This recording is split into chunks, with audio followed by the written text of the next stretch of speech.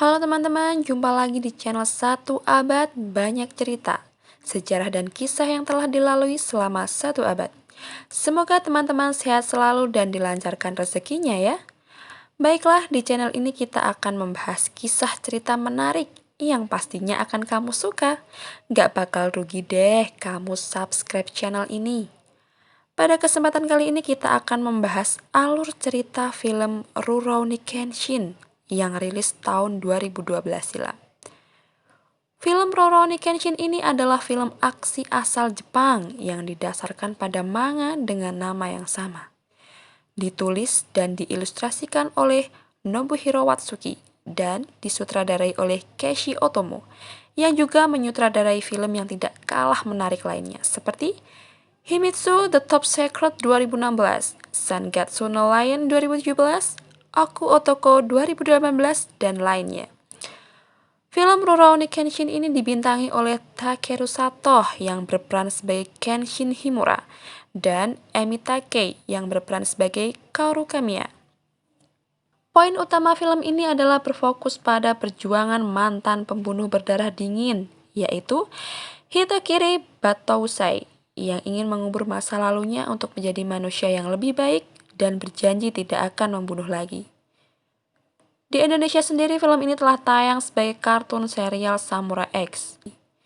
Oke gengs, gak perlu lama-lama lagi, let's talk about it.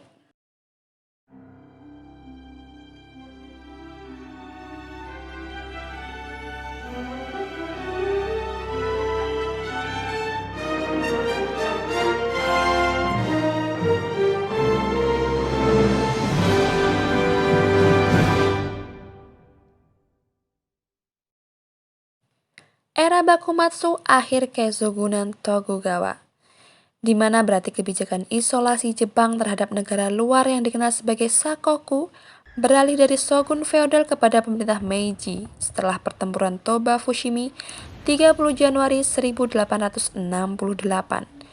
Pertempuran final antara patriot nasionalis Isshin Shishi melawan pasukan shogun Tokugawa Shinshiumi. Saat itu, seorang samurai pasukan dari Isshin Shishi membantai pasukan Shinshiumi dengan epik. Sang samurai tersebut memiliki ciri membunuh musuhnya dengan satu kali tebasan yang dikenal sebagai Hitokiri Batousai. Batousai memiliki ciri khas bekas luka silang di pipi kirinya.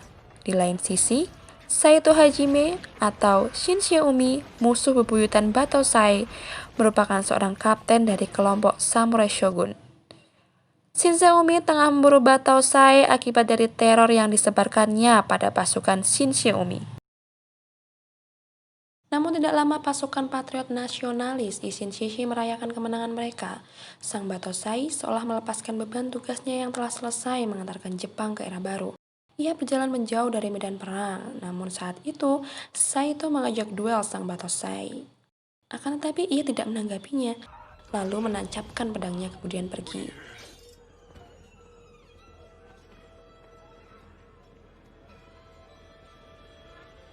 Di antara korban yang terbunuh, Udo Jine, seorang anggota dari Shinshiumi yang selalu haus darah bangkit. Jine adalah idealis yang membunuh pihak kawan maupun lawan. Tujuannya adalah menjadi samurai terkuat. Jine menyimpan dendam membara pada Batousai sebagai saingannya menjadi samurai yang melegenda. Sejak peristiwa itu, lahirlah era baru di Jepang yang dikenal sebagai era Meiji, di mana sudah tidak ada lagi sistem kasta dalam masyarakat Jepang dan menandai berakhirnya era samurai. Sejak itu pula, Batousai, sang pembantai bersumpah untuk tidak membunuh lagi dan merubah namanya menjadi Himura Kenshin. Satu dekade kemudian Kenshin tiba di Tokyo. Kenshin bahagia melihat wajah baru Jepang, di mana kasta dan penindasan telah dihapus. Saat itu pemerintah menetapkan katana sebagai senjata tajam dan dilarang untuk membawanya di tempat umum. Di balik era baru ini, ternyata ada pihak yang memiliki misi untuk menggoyahkan pemerintahan. Dia adalah Takeda Kanryu, seorang pengusaha opium yang merencanakan untuk mendirikan kerajaan atas namanya. Kanryu memperkerjakan seorang gadis cantik ahli pemurnian opium bernama Takani Megumi. Tidak lama, ia membunuh rekan kerja Megumi karena menyadari hanya Megumi yang menguasai ilmu pemurnian opium.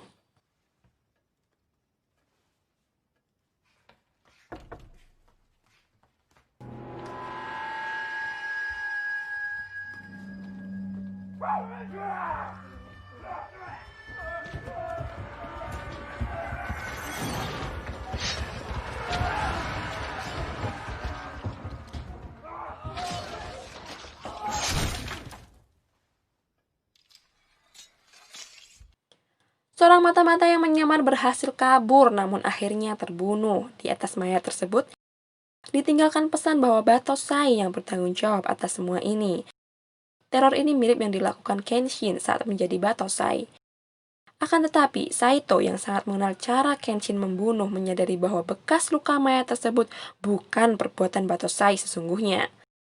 Saat mengembara di jalanan Tokyo, Kenshin melihat pamflet pencarian buron bernama Batosai. Lalu ia bertemu Kamiya Kaoru. Kaoru menyerangnya karena yakin dia adalah pembunuh yang menyebar teror. Kaoru terus menyerangnya hingga Kenshin terjatuh. Kenshin menjelaskan bahwa ia hanya pengembara yang membawa pedang Sakabatau.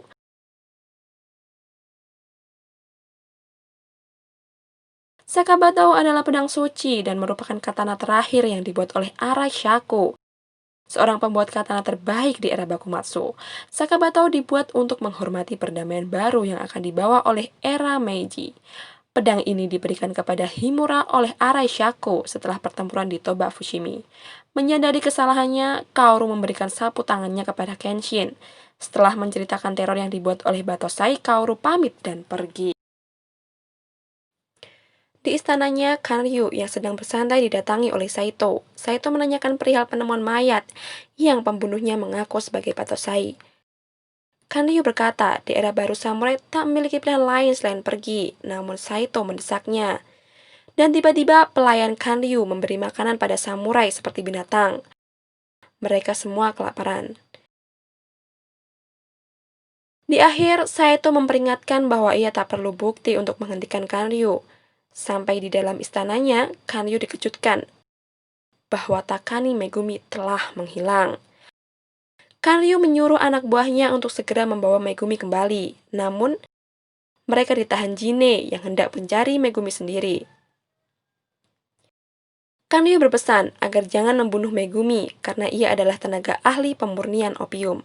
Sementara itu, Megumi di kantor polisi untuk meminta perlindungan. Namun, tidak lama, Jinei datang dan membantai para petugas tanpa ampun. Wah, wah, wah, sadis bener ya, gengs. Beruntung, Megumi berhasil melarikan diri melalui jendela.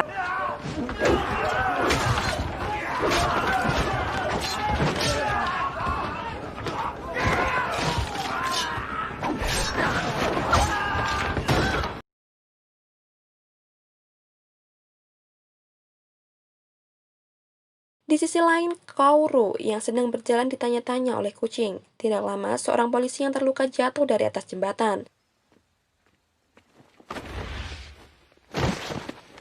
Tiba-tiba Jine muncul. Kaoru yang menyadari ia adalah pembunuh yang mengaku sebagai Batosai, segera menantangnya untuk berduel.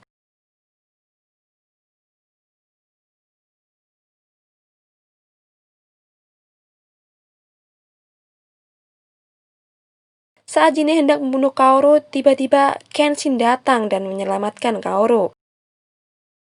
Jine menyadari bahwa yang dihadapannya adalah Batosai yang asli, setelah jutsu yang ia gunakan tidak berpengaruh kepadanya.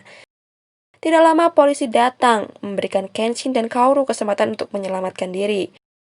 Kaoru membawa Kenshin ke dojo Kamiya Kashin Ryu. Ini adalah dojo peninggalan ayahnya Kamiya Koshijiro.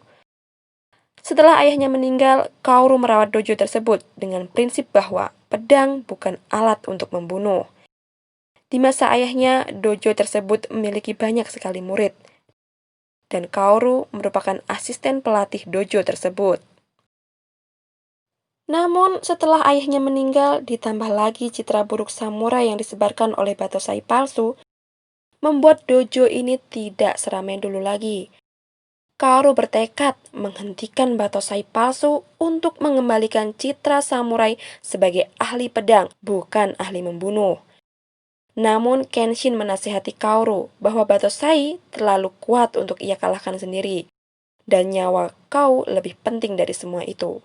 Namun Kaoru yang bertekad kuat membantahnya dan kembali pada prinsip Kamiya Kashin Ryu, bahwa pedang untuk melindungi, bukan untuk membunuh. Namun sebelum pergi, Kenshin berpesan bahwa lebih baik merawat tradisi keluarganya daripada mempertaruhkan nyawanya untuk kekalahan.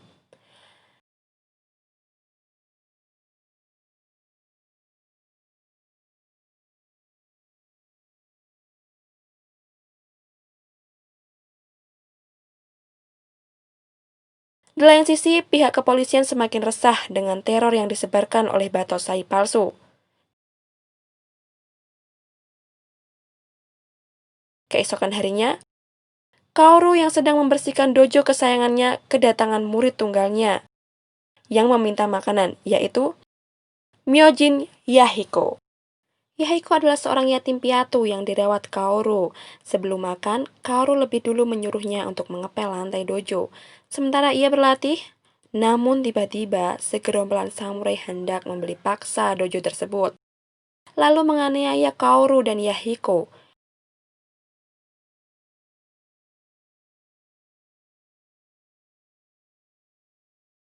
Mereka memasuki dojo yang baru saja dibersihkan dengan sandal kotor mereka, lalu menghancurkan papan nama Kamiya Kashin Ryu, hingga membuat Kaoru marah. Dan tiba-tiba Kenshin datang dan memberi pelajaran para gerombolan samurai tersebut.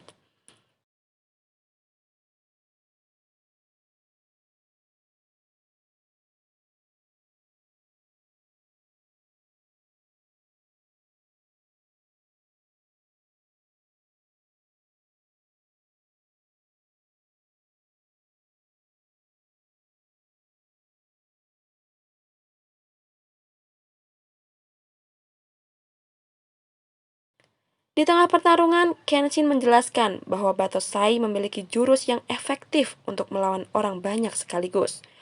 Jurus itu bernama Hiten Mitsurugi Ryu.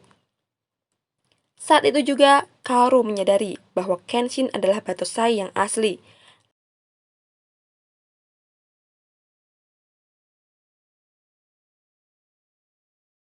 Lagi-lagi, beberapa penduduk dan polisi datang.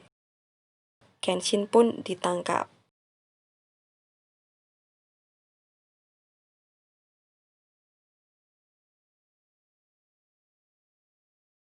Sebelum dibawa, Kaoru menanyakan nama Kenshin. Ia menjawab, namanya adalah Himura Kenshin, yang bermakna jantung pedang pengembara. Akhirnya Kenshin sampai di penjara. Di penjara itu jugalah awal pertemuan Kenshin dengan Sanosuke Sagara. Sano merupakan mantan tentara Sachiko. Ia menaruh dendam pada kelompok Ishin Shishi dan Batosai yang telah membunuh banyak rekannya.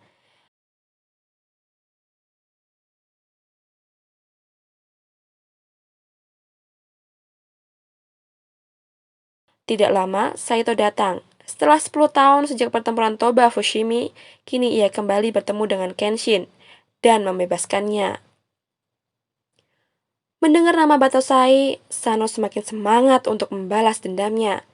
Kenshin dibawa Saito untuk menemui Laksamana Aritomo Yamagata, seorang perwira tinggi militer Jepang saat itu.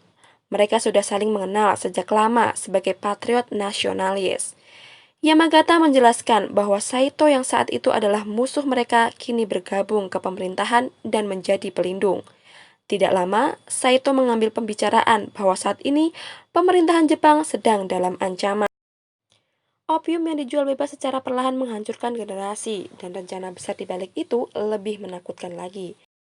Yamagata meminta Kenshin berada di pihaknya dan membantunya mengatasi ancaman tersebut. Sebagai balasannya, Yamagata menawarkan jabatan penting di militer Jepang untuk Kenshin. Namun, Kenshin sudah berhenti menjadi Batosai dan bersumpah tidak akan membunuh lagi. Tidak lama, Saito dengan sinis mulai melecehkan Saka Batau dan prinsip Kenshin yang menurutnya konyol. Saito mengajarkan bertarung untuk membuktikan bahwa prinsipnya untuk tidak membunuh lagi adalah salah. Namun Kenshin tetap kekeh prinsipnya. Lalu Yamagata meminta maaf dan membiarkan Kenshin pergi.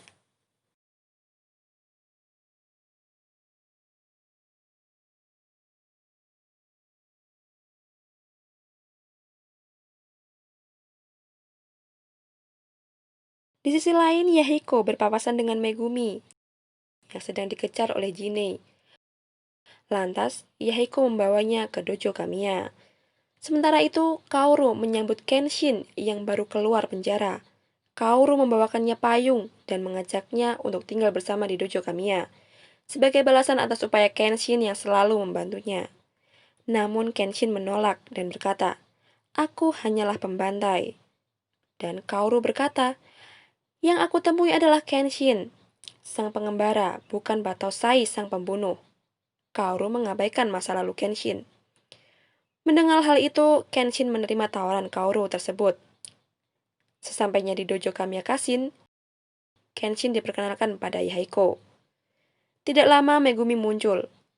Kaoru kaget. Tanpa sepengetahuannya, Yahiko membawa wanita ke dojo tersebut. Mereka pun saling berkenalan.